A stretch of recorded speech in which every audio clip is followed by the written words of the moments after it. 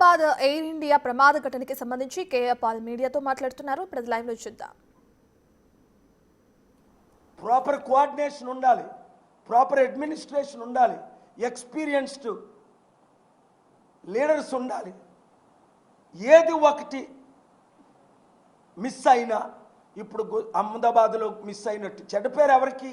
మోదీ గారికి, నాకు కాదు కదా, ప్రైమ్ మినిస్టర్కి, ఆయనకే.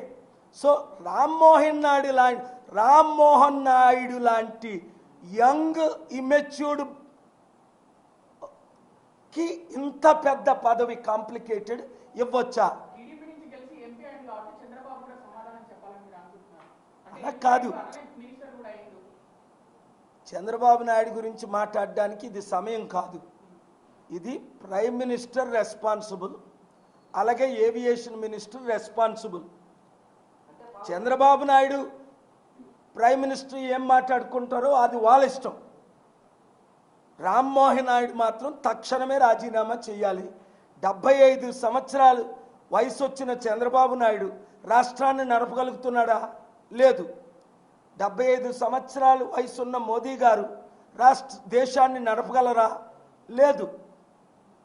అలాగని ఇన్ఎక్స్పీరియన్స్ లేని, కనీసం అనుభవం లేని, కనీసం చదువు లేని, ఏవియేషన్ ఫీల్డ్లో ఏబిసిడీలు రాని రామ్మోహన్ నాయుడికి ఇంత కాంప్లికేటెడ్ పదవి ఇవ్వకూడదు, ఇస్తే ఆయన తీసుకోకూడదు. ఇది మంచి అవకాశం గనక అనేకులు రాజీనామా చేసినట్టే తక్షణమే ఆయన రాజీనామా చేయాలి. లేదు అంటే ఇంటర్నేషనల్ కమ్యూనిటీ నుంచి ప్రెషర్ వస్తుంది. ఏవియేషన్ మినిస్టర్ ఎవరు? ఆయనే కదా రెస్పాన్సిబుల్ దీనికి. అరే 37 సంవత్సరాల వయసున్న కుర్రాడికి ఏవియేషన్ మినిస్టర్, ఆయనకు అనుభవం ఉందా? లేదు. ఏవియేషన్ ఎడ్యుకేషన్ ఉందా? లేదు. ఏవియేషన్ ట్రైనింగ్ ఉందా? లేదు. ఆయన ఇంజనీర్ చేసినోడికి వెళ్ళి కారు డ్రైవర్ని తీసుకెళ్ళి ఏరోప్లేన్ నడపమంటే నడుపుతాడే? ఎంత మంచి డ్రైవర్ నా డ్రైవర్ శ్రీను. కానీ నువ్వు ఏరోప్లేన్ నడపరా అంటే నడుపుతాడా? ఆయన ఎంబీఏ కనుక అడ్మినిస్ట్రేషన్ మినిస్టర్ పదవి ఏదైనా ఇవ్వండి, చిన్నదో పెద్దదో. పెద్ద పదవులు ఏమో ఆంధ్రాకు మోదీ గారు ఎవరు, చంద్రబాబు పవన్ కళ్యాణ్ అడగరు. ఇది పొలిటికల్గా క్వశ్చన్స్ అడగకండి, నేను పాలిటిక్స్ జవాబు చెప్పను. మీరు అడిగారు కనుక నేను కౌంటర్ ఇస్తున్నాను. Rammohan Naidu is not fit for aviation minister. That I have proven because he has no aviation experience. నేనున్నానంటే 91 నుంచి నా సొంత ఫ్లైట్లు ఉన్నాయి, నాకు అనుభవం ఉంది, నాకు దీని గురించి మాట్లాడే అర్హత ఉంది, నాకు పెద్ద టీమ్స్ ఉన్నారు, పైలట్స్, ఇంజనీర్సు, ఏవియేషన్ అనుభవం. కానీ నేను నడపనే. నాకు చిన్న సెస్నా నుంచి, చెర్కీ నుంచి ప్రపంచంలో 5,000 కోట్లు 747 91 నుంచి ఇప్పుడు వరకు నేను ఎప్పుడు, నాకు ఫన్ ఉంది, నేను లోపలికి వెళ్ళి నడపనే. మా పైలట్స్ అడుగుతారు వచ్చి కూర్చోమని, వాళ్ళు లోపలికి వెళ్తాను, వాళ్ళతో ఫోటో తీసుకుంటాను. కానీ నేను ఎప్పుడు పైలట్ సీట్లో కూర్చోను, ఎందుకంటే నాకు రాదు. రాని పని చేయకూడదు. 242 జీవితాలు నాశనం చేయకూడదు. కింద ఎంతమంది చనిపోయారో తెలీదు. సో కనుక నేను ఎప్పుడు మాట్లాడినా పార్లమెంటరీ లాంగ్వేజ్ వాడి ఫ్యాక్ట్స్తోనే మాట్లాడతాను. ఇన్వెస్టిగేషన్ చేయాలి, తక్షణమే వీళ్ళు రాజీనామా చేయాలని డిమాండ్ చేస్తాను. ఏవియేషన్ అన్నది ఇప్పుడు బ్యాంకింగ్ ఎక్స్పీరియన్స్ లేకుండా ఫైనాన్స్ మినిస్టర్ ఉండొచ్చా? పైలట్ ఎక్స్పీరియన్స్ లేకుంటే, ఏవియేషన్ ఎక్స్పీరియన్స్ లేకుంటే ఏవియేషన్ ఎవరు నడుపుతారు? 776 ఎంపీలు ఉన్నారు లోక్సభ, రాజ్యసభలో. ఎంతోమందికి ఎంతో అనుభవం ఉన్న వాళ్ళు ఉన్నారు. అనుభవం లేని కుర్రాన్ని తీసుకెళ్ళి నువ్వు దేశాన్ని, ఏవియేషన్ని నడిపడం తప్పు కదా?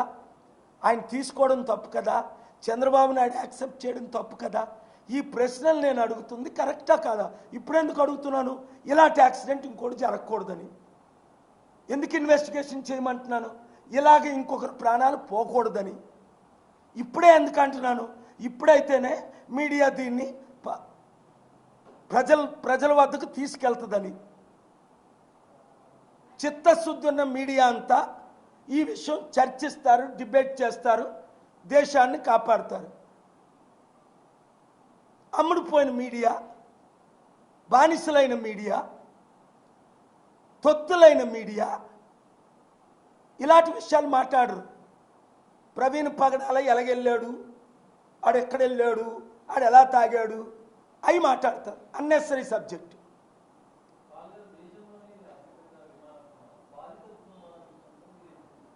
ఒకటి బాధితులు, మంచి ప్రశ్న అండి. బాధితులందరి గురించి ఫస్ట్ నేను నిన్న వీడియో చూశాను, ఫస్ట్ రిలీజ్ చేశాను. వారి ఆత్మకి శాంతి రావాలని ప్రార్థన చేయాలి. వారికి ₹1 కాదు, 100 కోట్ల కాదు, ఎంత ఇచ్చినా వాళ్ళ రుణం తీసుకోలేము. అది అదాని 15 లక్షల కోట్లు, 20 లక్షల కోట్ల ఆస్తిపరుడు. ఒక్కొక్క కుటుంబాన్ని 241 మందికి కింద ఉన్న వాళ్ళకి ఒక్కొక్కరికి ఎంతమంది చనిపోయారో ఐడెంటిఫై చేసి కనీసం ఒక్కొక్కరికి అదాని ఒక 100 కోట్లు ఇస్తే బాగుంటుంది. అమెరికాలో అయితే ఇది $1 బిలియన్ ఇచ్చినా ఒప్పుకోరు. అదాని 100 కోట్లు ఒక్కొక్కరి కుటుంబానికి అనౌన్స్ చేయాలి ఆర్థికంగా. ఎయిర్పోర్ట్లన్నీ గవర్నమెంట్కి తిరిగి అప్పజెప్పియాలి.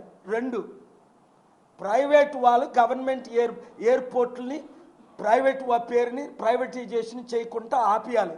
చేసి తిరిగి తీసుకోవాలి. ఇవన్నీ తర్వాత నేను మాట్లాడతాను. మీరు నన్ను అనవసరంగా ప్రశ్నలు అడిగి నాకు వాళ్ళతో గొడవలు పెట్టకండి.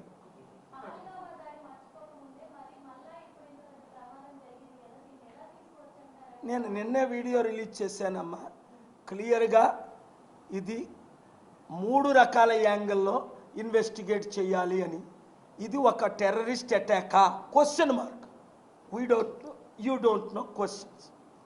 నెంబర్ 2, ఇది న్యాచురల్ యాక్సిడెంటా? ఎందుకంటే 10 లక్షల ఏరోప్లేన్లో 2 ఇంజిన్లు కొలాప్స్ అయింది, ఒక చరిత్ర లేదు చరిత్రలోనే. అందులో ఇది 787 బోయింగ్. నేను కరెక్ట్ ఎస్టిమేషనల్, ఇది కొత్త ఏరోప్లేన్. 787 జెట్ లైనర్ అంటే ఒక ఏరోప్లేన్ వయస్సు 85 సంవత్సరాలు. నా బోయింగ్ 1982ది. అది ఒక 85, మనిషి వయసు 80-90 సంవత్సరాలగో, ఏరోప్లేన్ వయసు కూడా 80-90 సంవత్సరాలు. ఇది కొత్త ప్లేన్, ఇది ఓల్డ్ ప్లేను. ట్రంప్ 727 ఒకసారి నేను అద్దెకు తెచ్చుకున్నా 2002లో. అడుగడుక్కి 5 సార్లు ఆగాం మా ప్లేన్లో డైరెక్ట్గా. ఎందుకంటే మా ప్లేన్ అప్పుడు మెయింటెనెన్స్ అవుతుంది విఐపికి. అద్దెకి ట్రంప్ అద్దెకి ఇచ్చాడు నాకు. దానికి కొన్ని కోట్ల రూపాయలు కట్టాను. అర్జెంటుగా చెన్నై రావాలి, రాజమండ్రి అమలాపురం మీటింగ్కి రావాలని హైదరాబాదులో ఆగాం, దుబాయ్లో ఆగాం, ఐలాండ్లో ఆగాం, కెనడాలో ఆగాం, అమెరికాలో బయలుదేరాం. అడుగడుక్కు ఆక్కుంటూ వచ్చాం 5 స్టాపులు. కానీ ఇది అలా కాదు కదా, ఫ్యూల్ ఎక్కువ ఉందంటారు. ఫ్యూల్ ఎక్కువ ఉండడానికి ఎలాగుంటుంది? ఇప్పుడు మీ కారులో ట్యాంక్ ఎంత పడుతుందో అంతే ఫ్యూల్ ఉంటుంది. ఎక్కువ పెట్టుకోగలరా? క్లైమేట్ చాలా వేడిగా ఉందంటారు. మొన్న షార్జాలో June 7th క్లైమేట్ 40+ 42. ఇప్పుడు క్లైమేట్ చూస్తే ఎంత ఉంది? 31 ఉంది. ఘోరమైన ఎండలు 42, 45, 47 లేదు కదా. ఒకటి ఫ్యూయల్ ట్యాంక్ పెరగడానికి లేదు కదా. ఒక ఆయన అంటాడు 2 పక్షులు 2 ఇంజిన్లో ఒకసారి వెళ్ళిపోయాయి. ఇలాగ తప్పుడు ఇన్వెస్టిగేషన్ కాకుండా తప్పుడు ఇన్ఫర్మేషన్ మీడియా వాళ్ళు ఒకవేళ ఎవరైనా కామెంట్ చేసినా అది బ్రాడ్కాస్ట్ చేయకూడదు. ఇది సెన్సిటివ్ సబ్జెక్ట్. నేనెందుకు ఊచి తాచి మాట్లాడుతున్నాను? ప్రపంచ దేశాలన్నిటికీ కనెక్ట్ అయింది ఇది. మన దేశ ఇమేజ్ పోతే నా ఇమేజ్ పోయినట్టే, మోదీ గారి ఇమేజ్ పోయినట్టే. ఆ ఇమేజ్ పోకుండా ఉండాలంటే అమెరికాలో ఏం చేస్తారు? చిన్నది జరిగిన, ఇప్పుడు బ్రిటిష్ 53 మంది ప్రాణాలు పోయాయి కనుక బ్రిటిష్ ప్రైమ్ మినిస్టర్ని రాజీనామా చేయమని నిన్న రాత్రి నేను మాట్లాడుతుంటే వాళ్ళు డిమాండ్ చేస్తున్నారు. ఆ ప్రైమ్ మినిస్టర్కి దీనికి సంబంధం ఏంటి? ఆయన బ్రిటన్లో ఉన్నాడు. వాళ్ళు 53 మంది చనిపోయింది మన అహ్మదాబాదులో.